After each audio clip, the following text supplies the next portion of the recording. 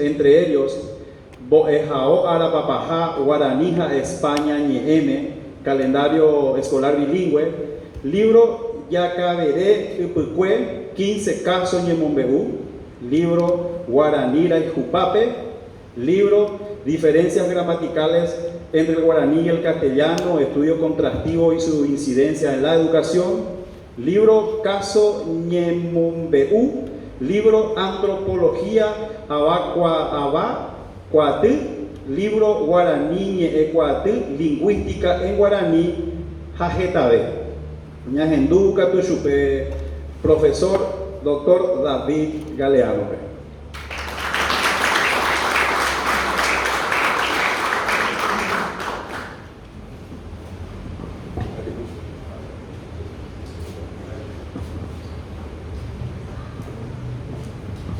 Baixaba Batecoba, Peina Copucare, Peñanda, Tico, Oga, Guasupe, Ame, Aguillego, Ave, Ñanino Guerabe, Boejara, Catubiri, María Eugenia Aguiar, Motenondea, Guaranimbo, Ave, Boejara, Magdalena Roberti, Boejara, Catubiría, Justino Ramírez, Ahí Árabe, se murió en video con Boejara, Guaranía, ahí, Sabina Núñez. Opa, TPM, PTI, Maitei, Jorge, Ayo,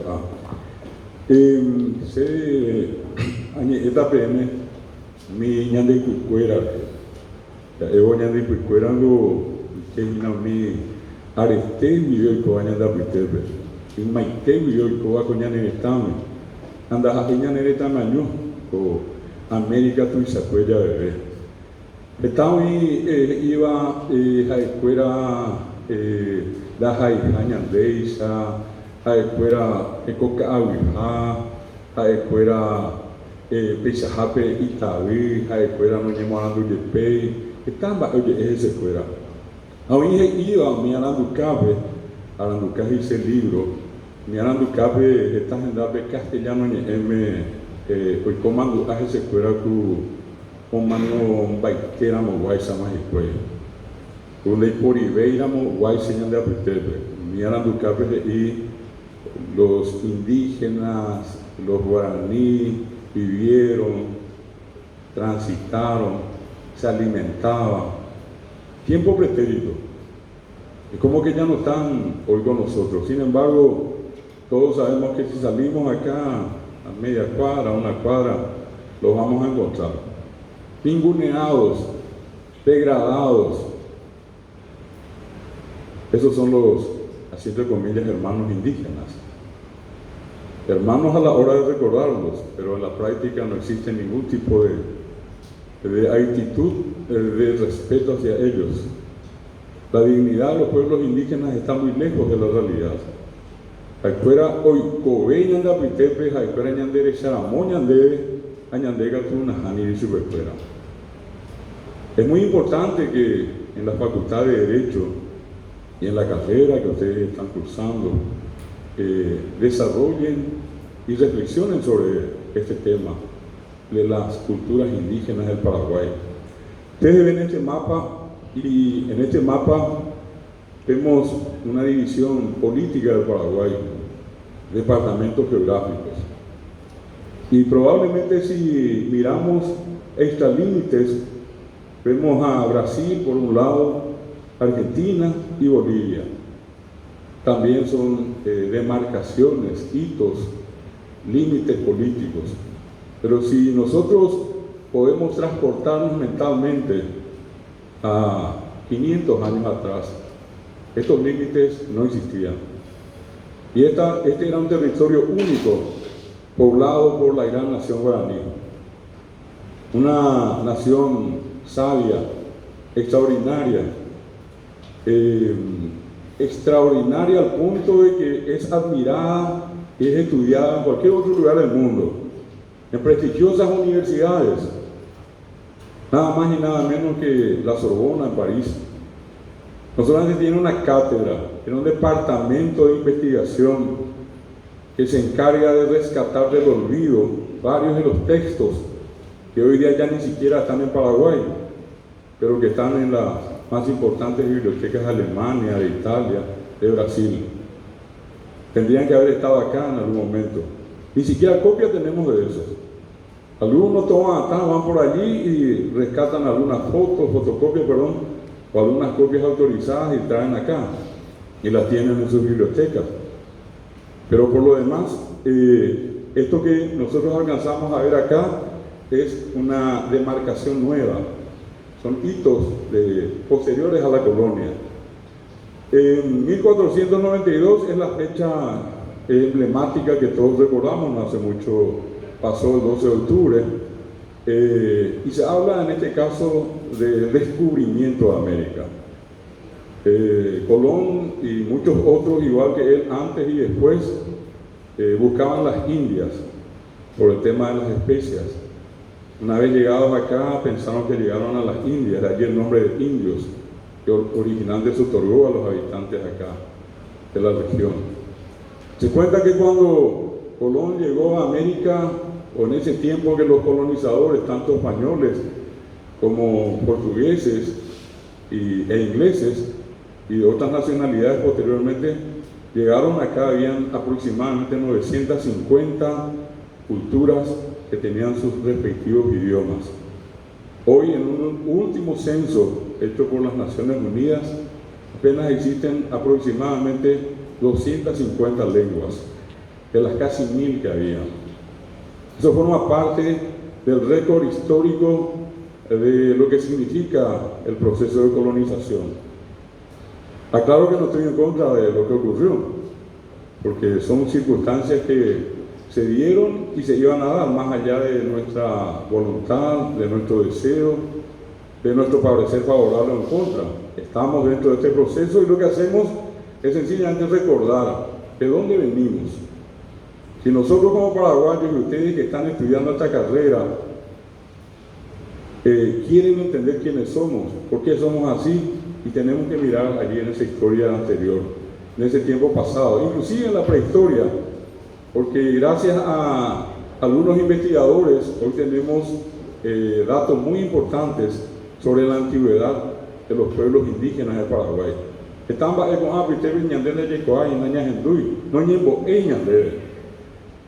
Vuelvo a repetir, en plena reforma educativa, el tratamiento que se le da a los pueblos indígenas sigue siendo en tiempo pretérito. Nadie hizo, nadie hace nada, nadie mueve un dedo. Estamos hablando ahora de una transformación educativa. Ojalá que nuestros hermanos indígenas, eternamente ninguneados, por fin en esta transformación aparezcan en el tiempo presente. Y no solamente eso, sino que se puedan generar políticas de Estado, no de gobierno, de Estado, que atiendan las necesidades que tienen ellos. ¿Qué diferencia puede haber entre un joven indígena de la edad de ustedes y ustedes? Y ninguna, más que el origen. Él es indígena, él es indio. Y ustedes no, ustedes son paraguayos y son asuncenos y tienen una partida de beneficios que él o ella que están allá no tienen. Esa es una circunstancia que, vuelvo a repetir, marca no precisamente la democracia ni la igualdad de oportunidades, marca lo contrario. Y si tenemos un criterio de apertura, tenemos que pensar en la necesidad de atender las necesidades de ellos. Nosotros nos empoderamos, nos apoderamos también de la lengua. Mucho de la cultura guaraní permanece hoy entre nosotros. Yo le escuchaba acá a sus compañeros hablar en guaraní, le escuchaba a la compañera cantar una parte de la canción en guaraní, y hay una sensación de orgullo, de sentirnos bien, de ser paraguayos, de que nos gusta el guaraní. Pero tenemos que agregarle algo más a eso. Tenemos que agregarle a eso que no sea una cuestión casual, que no sea una cuestión ceremonial y protocolar de hoy y ahora, que tenga que ser parte de un proceso permanente en la vida de ustedes. Hay un dato oficial del año pasado, para ser precisos, publicado en el mes de mayo, son los datos finales de la encuesta integrada de hogares del 2019. Sobre la actual población del Paraguay, esta es la consulta. Esos datos demuestran que el 38,5% de Paraguay sigue siendo de habla materna guaraní. Oñe e guaraní, oñe e de guaraní. Luego hay castellano, que era hijo un castellano. ¿En qué lengua se sienten cómodos en guaraní? Seguido a eso, hay casi un 30% de personas que declararon ser bilingües. Bilingües, hablantes del castellano y el guaraní o guaraní-castellano. Siempre hay una particularidad otra vez en ese 30%. Ese 30% de personas bilingües, una gran mayoría tuvo como lengua materna al guaraní. Oye, era en guaraní, alpeadeo y cuadra castellano. En mi caso, el caso de mi señora, entiendo que acá el caso de Justino, el caso también de Magdalena, yo sé lo de María Eugenia también, se habló mucho guaraní en su casa, sabe guaraní. Muchos entre ustedes, no sé si acá en la sala hay gente que, como diría alguien, viene más allá de Calle Última, y no precisamente por ser asunceno, voy a decir que no se habla guaraní en Asunción. Acá vamos a salir, vamos a encontrar un montón de gente hablando. Yacenta, Yajaya, Guatá, no te conté, ya vamos a vivir. Y yendo un poco más allá vamos a encontrar a más gente. Entonces, uno habla de esa situación y trata y veces también de entender por qué es que seguimos hablando en un altísimo porcentaje más guaraní que castellano, siendo que es un idioma proscripto. Fue proscripto por mucho tiempo, prohibido. Voy a recordar un episodio triste, en realidad dos. Llegan los conquistadores, hablaban guaraní por supuesto. Las mujeres indígenas no hablaban inglés, chino, ni coreano, ni mucho menos castellano. Los españoles que llegaron acá, ninguno de ellos fue muy santo que digamos, venían de los presidios, llegaban acá, era la única opción que tenían también para obtener alguna forma de libertad, y con la libertad algún tipo de beneficio, sobre todo económico. Llegaron a estas tierras, vieron a un montón de mujeres muy bonitas, muy lindas, todas desnudas, y no es tanto como se cuenta que se sentaron, fumaron la pipa de la paz, todo en forma amistosa. Nosotros con mucho gusto le entregamos a nuestras mujeres, dispongan nomás ustedes. Eso es parte de la película, del cine, pero la realidad no fue así. Esto fue una cuestión salvaje, y quedaron las mujeres embarazadas, y esos padres españoles irresponsables dejaban a sus mujeres, las criaturas nacían. ¿Y en qué idioma hablaban esas criaturas? El idioma de su madre. Y vuelvo a repetir, su madre hablaba inglés, o castellano, o chino, ruso, francés, hablaba guaraní. Y esas madres educaron a sus hijos en guaraní. ¿Por qué no prosperó el castellano ya en ese tiempo? Y justamente por eso, porque los niños nacidos eran criados nuevamente en guaraní. Ese fenómeno fue tan, pero tan intenso en la geografía del Paraguay de antes de la guerra del 70, que es mucho más grande que esta que vemos acá, o fue mucho más grande. Y allí, cuando se gesta la triple alianza, el tratado secreto, una de las cuestiones que más perturbaban a nuestros futuros adversarios en la triple alianza era nada más y nada menos que la lengua guaraní. Al punto que Bartolomé Mitre, presidente argentino, decía claramente: si queremos destruir, si queremos eliminar, aniquilar a Paraguay, destruyamos primero el guaraní.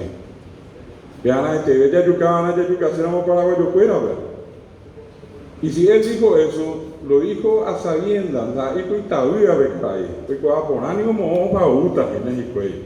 y acá en el territorio guaraní empieza la guerra, y López, ¿qué hace? Poco tiempo de empezar la guerra, en 1867, en Paso Pucú convoca a una partida de gente conocedora del guaraní, entre ellos el gran natalicio de María Talavera, Luis Camino y otros más, y le dice: Pechapomina siempre tenía cheguetí, hagan un alfabeto, que nosotros vamos a usar eso para tratar de comunicarnos en guaraní con la gente nuestra y para despistar al enemigo. Quedó en el recuerdo, y acá a la vuelta está el archivo, pueden llegar a ver el Cabizuí, el periódico de trinchera, el Centinela, el Cacique Lambaré, la Estrella, 4 fueron. Y comienza el uso, se intensifica, mejor dicho, no es que comienza el uso, la gente hablaba guaraní. Es más, casi nadie hablaba castellano. No es que porque empezó la guerra del 70 comenzamos a hablar guaraní. Era el idioma de la gente. Y allí entonces se produce el fenómeno de la comunicación en un tono inclusive sarcástico, refiriéndose al enemigo y burlándose del enemigo. Bojapui añarimbaco y arinda que oí, o yoguaba jaanga, caí yaguaja bopi. Pedro II, caí Bartolomé, el yaguá Venancio Flores bopi, la triple alianza guá. Parte de lo que decía caí yaguaja bopi de natalicio de María Talavera en el Cabizubí. Termina la guerra con la muerte de López el 1 de marzo de 1870 y les invito a que busquen, como está de moda googlear, busquen el 7 de marzo de 1870, una semana. ¿Para qué? Para encontrar una disposición, una resolución del gobierno de ocupación que prohibía el uso del guaraní en las escuelas a nivel que Beipurú. Y de allí viene la otra parte triste de la historia, porque todos se dieron cuenta que el guaraní fue vital para mantener a un Paraguay por 5 años de pie en guerra, por más que la patria quedó diezmada en la más trágica, criminal guerra de toda la historia del mundo, que es la guerra del 70. Cuando salen las mujeres de Piribebuy, el 12 de agosto de 1869, esas mujeres que ya vieron a los 1600 habitantes de Piribebuy todos muertos, y salen ellas a poner el pecho 100 mujeres y decir, bueno, estamos acá y vamos a defender al Paraguay. ¿En qué idioma hablaron? Castellano, chino, inglés, temá, guaraní, muñami, cuñá. En guaraní dieron sus vidas, en guaraní fueron violadas, en guaraní mataron a sus hijos en sus vientres para que nos nazcan hijos de brasileños que fueron los que atracaron nuestra patria. Eso hicieron las mujeres del Paraguay. Esas son las cuñas piapuí y las cuñas bareté, que se le dice en guaraní piapuí y bareté. No se le dice fuerte, se le dice bareté por eso. Y Francisco Papas sabe muy bien lo que dice. Él conoce mejor que cualquiera de nosotros esa triste historia, negra historia de la guerra del 70. Y mueren, y el país queda diezmado y todo se prohíbe el uso. Y allí vienen los castigos. El verbal, que era guarango, una guarangada, dicen hasta ahora los argentinos. Guarangada, ¿y qué es guarangada? ¿Y qué es guarango? Feo, sucio, malo, todo lo despectivo, hasta hoy. Y un amigo me decía, pero ¿quién anda a cruzar que no sé por otro lado? Pero las asibean de Yurupete y Cuey. Porque el Yurupete era el golpe que se le daba a los guaraní hablantes, que es distinto al Toapete. Hablamos a través de la boca, decimos a través de la boca, el guaraní sale por la boca nuestra. El Yurupete y se lleva guaraní. Entonces vienen la gente que quedó arrodillada por hablar guaraní, la gente que corrió el patio de la escuela por hablar guaraní. Y resulta que esas mujeres que sobraron, esas mujeres que fueron el resto de aquella guerra, volvieron a tener hijos. ¿Y qué mujeres? 10, 15, 20 hijos tuvieron esas mujeres. ¿Y esas mujeres en qué idioma cuidaron a sus hijos? En guaraní. No fue en inglés, no fue en castellano. Llega la guerra del Chaco, 60 años después, que el Paraguay seguía más poblado que nunca, pero una población hablante guaraní. Vamos a la guerra del Chaco. En la guerra del Chaco se ganan batallas de la mano de Estigarribia, quien en 1933 declaró al guaraní idioma del ejército paraguayo. Los santos y señas, las comunicaciones todas en guaraní. Emiliano de Fernández canta en guaraní y toda una generación posterior. Les hago este breve relato para entender el valor de una lengua que no es nuestra, sino que es una lengua de origen indígena del pueblo de la comunidad guaraní que hasta hoy vive entre nosotros. Según ese censo, de 8.117.000 seguimos siendo paraguayos, indígenas. 117.000 indígenas en Paraguay, y de ellos la mitad sigue siendo guaraní hablante. La otra mitad, acá esta zona donde dice Mambay, es zona de los Paín Tabitená. Esta zona del este, desde el Maracayú, acá Ciudad del Este, Presidente Franco, del lado de Argentina, Puerto Iguazú, subiendo por el lado brasileño, hasta Canindeyú, zona de los Abá guaraní. Desde Concepción, así en la parte del centro de Concepción, bajando San Pedro, algunos de ustedes habrán escuchado alguna vez Iribucuá, sí, de esa manera. Iribucuá, ¿verdad?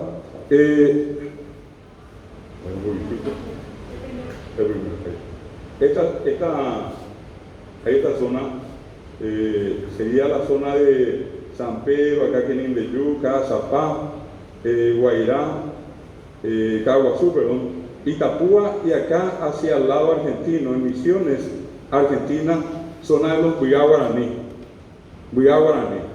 Estos países veterinarios que les mencioné están en la zona de la Mambay, ¿verdad? Estos Abá guaraní que están en la costa del Paraná, y estos Buyá guaraní que van del norte a sur, estos son a 15.000 habitantes por etnia.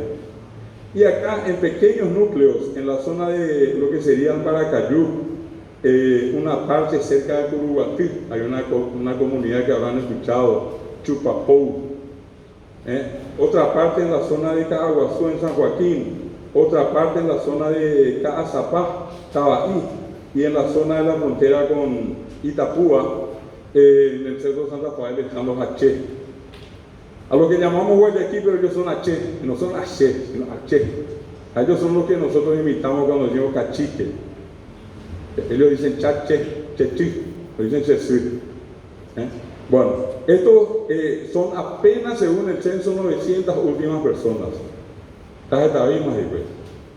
Ahora, ¿qué tienen de bueno estos que son guaraní hablantes, estas que están en la región oriental? A esto le vamos a sumar acá en la zona del Chaco, en la frontera con Bolivia, allí donde dice Boquerón, van a encontrar ustedes a los llamados guarayo o guarayú.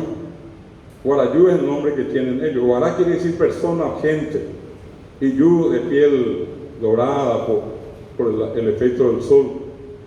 Van a encontrar a otro grupo un poquitito más adentro, cerca de lo que sería ya Mariscal, Boquerón, esa parte, a un grupo conocido como Guasurango, y hoy llamado Guaraní Ñandeva.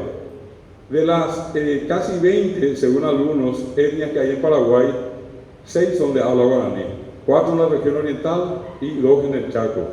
En esta parte que les muestro acá, desde el APA, sobre el río Paraguay, en territorio del Chaco, hasta más o menos el puente Remanso, es una zona donde vive es una república.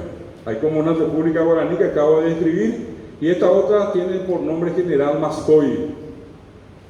Y los Mascoy tienen otra vez como sus departamentos y sus subdivisiones.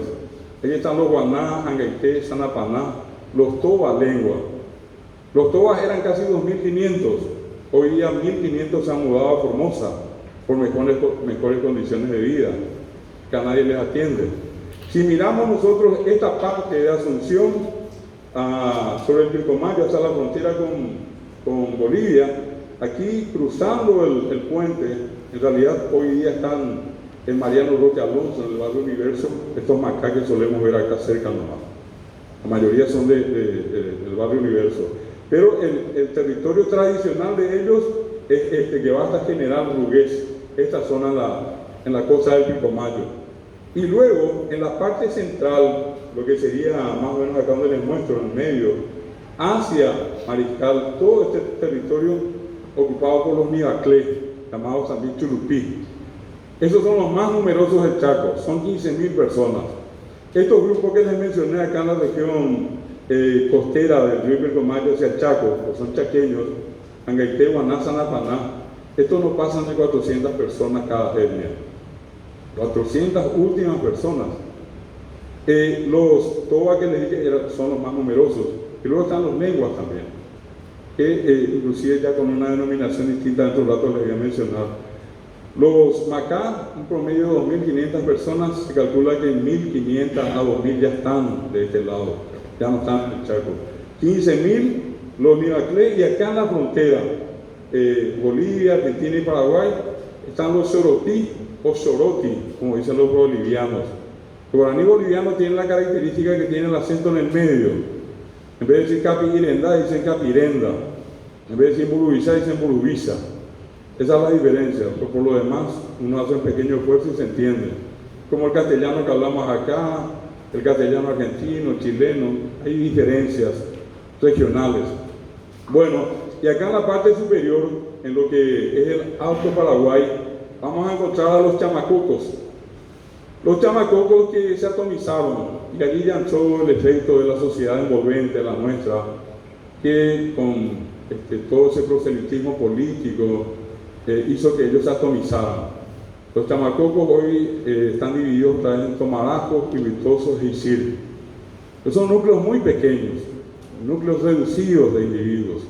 Y la otra parte, acá en el centro del Chaco, habrán, y seguramente muchos de ustedes conocen, habrán estado también por esos lugares, está el parque, la reserva que es del Cerro León, en esta parte. Y hacia Bolivia, y en Bolivia están los famosos ayoreos, llamados también moros, o indios moros, o pitayobay.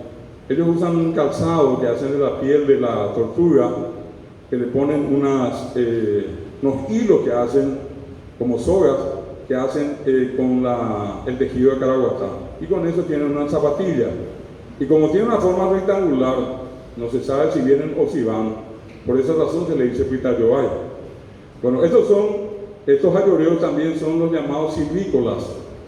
Tienen una característica muy especial, igual que un grupo aquí en Canindeyú, en la reserva del Maracayú, de los H, que también son silvícolas.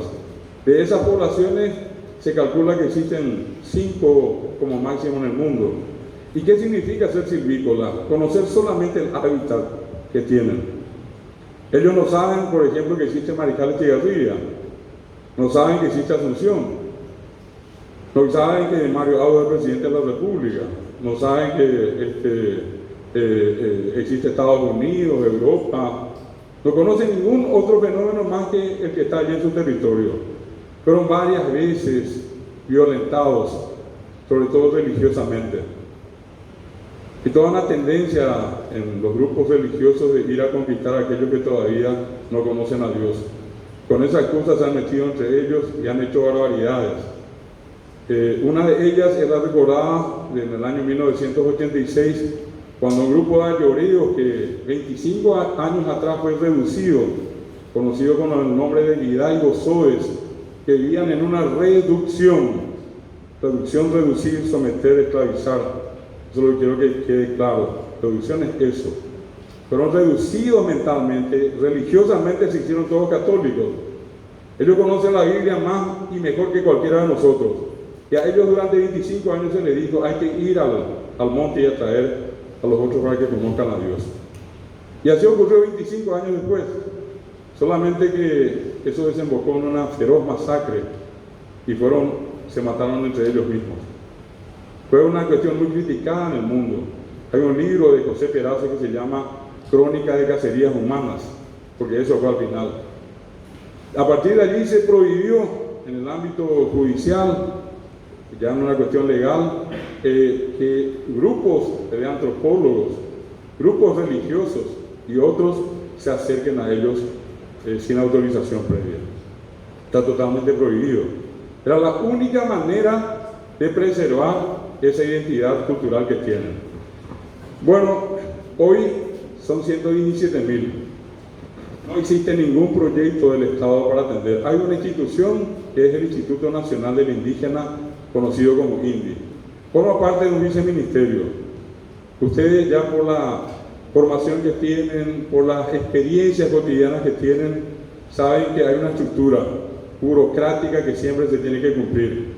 Si el INDI, que apenas tiene para pagar sueldos de sus funcionarios y que no tiene los recursos más necesarios para desarrollar grandes proyectos de educación en lengua materna, que es lo que estas comunidades se merecen, proyectos de desarrollo en materia de trabajo, de producción artesanal, por ejemplo, si no tienen en este caso los territorios asegurados, entonces la situación de ellos es mucho más complicada en este momento.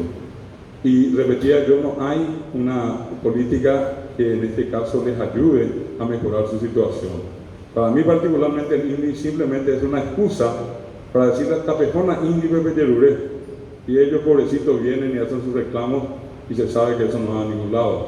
El INDI tiene que presentar un proyecto a un viceministerio, el viceministerio al ministro, el ministro al Poder Ejecutivo, el Poder Ejecutivo a la Vicepresidencia de la República, nexo con el Parlamento, de allí al Parlamento, a una de las dos cámaras, se recibe en sesión, se remite a comisión, se espera una cantidad de meses para que vuelva la respuesta, vuelve nuevamente al plenario, se aprueba o se rechaza, va a la otra cámara, se aprueba, vamos a suponer, en forma optimista. ¿Qué pasa? Tiene que venir nuevamente vía presidencia, vicepresidencia, la presidencia, el ministerio, el viceministerio y finalmente el INDI. ¿Cuánto tiempo pasó? 3 o 4 años. Es una vergüenza, es una realidad y es una vergüenza. Quiero concluir esto señalándoles lo siguiente. Tenemos que tener en cuenta que no estamos hablando de pueblos recientes. Hay 3 estudios, uno hecho por José Perazo, la ayuda, la colaboración en realidad la que puso la parte financiera, porque acá a nadie le interesó el proyecto de Perazo, fue Luciana Pallestrini, una destacada profesora entonces en Río de Janeiro, conocidísima arqueóloga europea, distinguida en muchas ocasiones por los trabajos que hizo, y una docente paraguaya, hasta ahora profesora de nuestra universidad, la doctora Ana María Castillo. Los 3, con un equipo de trabajo, hicieron una investigación aquí en el departamento de Paraguarí. Para los que ubican en línea recta, son 60 kilómetros de acá. Ustedes van hasta Paraguarí, siguiendo la nueva ruta hasta Cobán, Zapucay y después está Caballero. Y en Caballero es donde encontraron, como en muchos otros lugares, pero el de Caballero fue comunicado a Perazo cuando él hizo las consultas. Fueron al lugar y se hicieron los estudios, un trabajo que llevó casi 8 años, desde 1980 hasta el 88, y el resultado, repito, gracias a Pallestrini, que fue la que financió todo, y nos dio un espacio en el mundo y un rebote acá al Paraguay para contar. Pero esto que les voy a contar van a saber ustedes acá, porque esto no aparece ni en los libros de las escuelas. Y obviamente nadie puede querer lo que no conoce. Nosotros no podemos apreciar nuestra historia y valorar todo lo que como pueblo somos, porque no tenemos la información. Nosotros no tenemos la memoria colectiva asociada a nuestra realidad hoy. Esa memoria histórica está ausente. Por eso que una ocasión como esta es importante, es valiosa, por lo menos para tener el dato, tenerla precisa, tener la información. El resultado de esa investigación hecha en la zona donde se encontraron las famosas urnas, ellos le dicen yapepó. Yapepó son como una especie de cambucí, unos cántaros.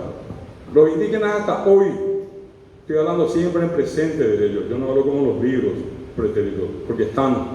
¿Qué hacen hoy? Hoy entierran a sus muertos en esos yapepó, hasta hoy. Muere la persona, comprimen el cuerpo, preparan la urna y luego introducen el cuerpo. Cabeza arriba, pies abajo. La entierran pensando que alguna vez, como una semilla crece, va a volver otra vez a la vida. Y eso que se encontró allí, lo más reciente, lo que estaba a flor de suelo, de la tierra allí, 990 años antes de ahora. Y los más antiguamente enterrados, 4 metros más abajo, 3.620 años de antigüedad. Réstenle los 500 años de América, en realidad 482 cumplimos nosotros acá. Pero réstenle los 500.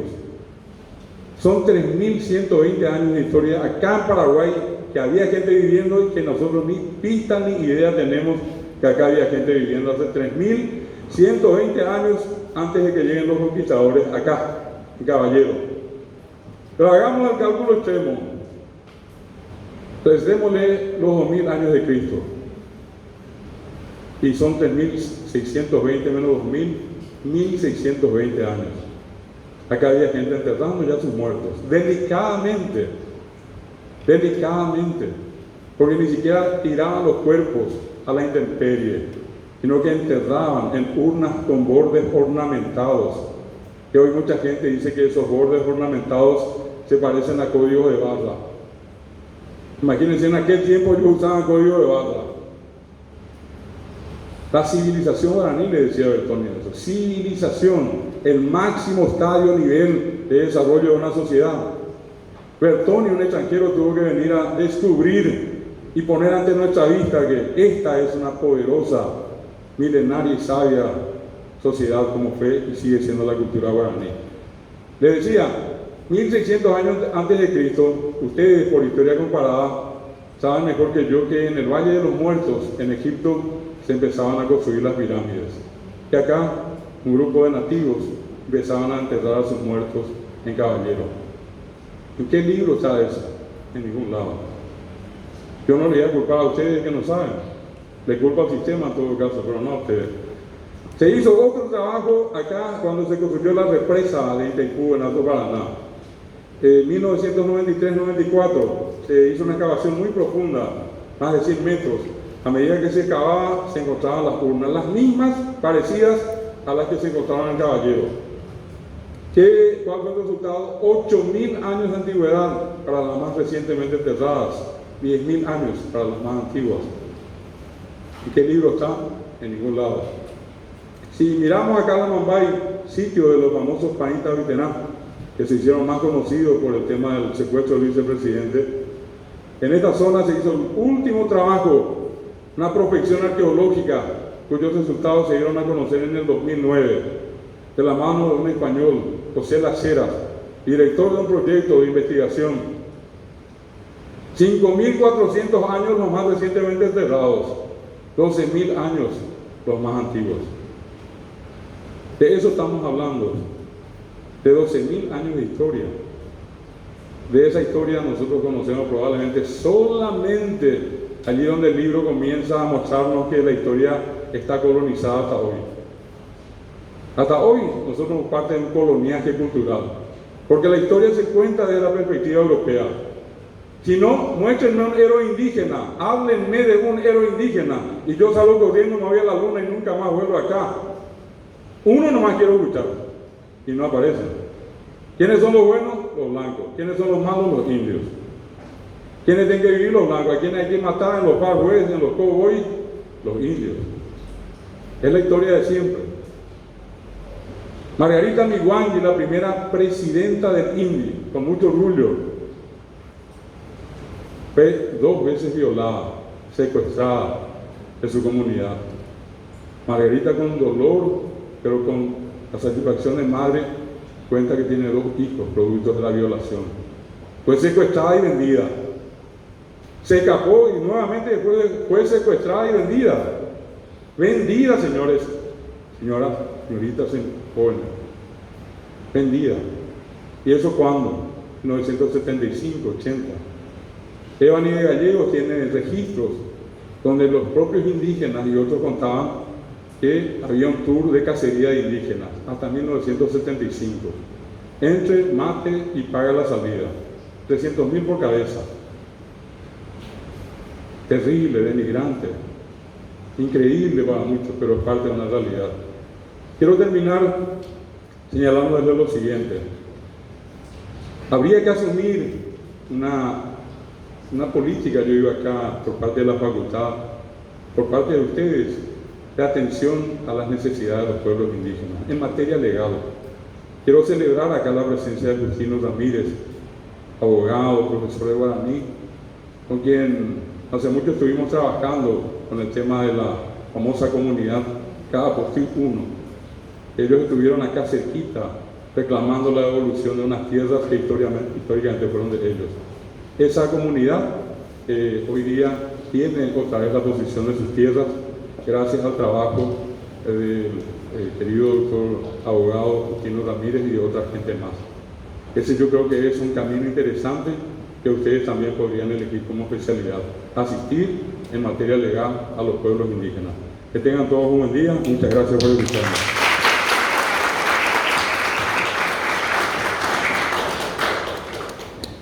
Impresionante, estamos más que valorando esta disertación, ¿verdad?